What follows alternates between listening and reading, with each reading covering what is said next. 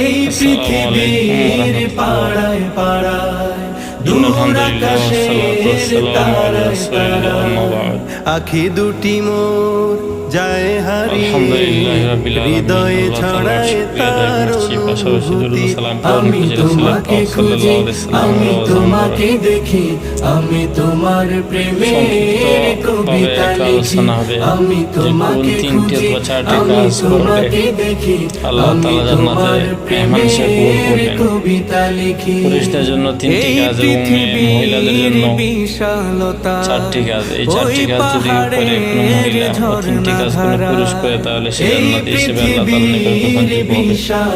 তার জন্য আল্লাহ তাআলা জান্নাতুল ফেরদাউস নসিব করবেন, জান্নাত তার জন্য অবধারিত থাকবে। আমি তোমার কাজগুলো কি কি? প্রথম হচ্ছে 1 নম্বর হচ্ছে নামাজ পড়তে হবে, 5 ওয়াক্ত নামাজ। 5 ওয়াক্ত নামাজ পুরুষ এবং মহিলা সবাই পড়তে হবে। যাদের উপর নামাজ ফরজ, নামাজ ত্যাগ করা যাবে না। এই নামাজ পড়াটা আমাদের জন্য সবচেয়ে কষ্টকর হয়ে যায়। তারপরে হচ্ছে রমজানের মাসে 30টি রোজা রাখা, 29টি হোক আর 30টি হোক, যে ফরজগুলো যা আছে রোজা রাখা। 3 নম্বর হচ্ছে হালাল খাবার খাওয়া, হালালভাবে উপার্জন করা, হালালভাবে খাবার খাওয়া, হারাম পন্থা অবলম্বন না করা, হালালভাবে চলা, হালাল খাবার খাওয়া। আর মহিলাদের জন্য অতিরিক্ত একটি হচ্ছে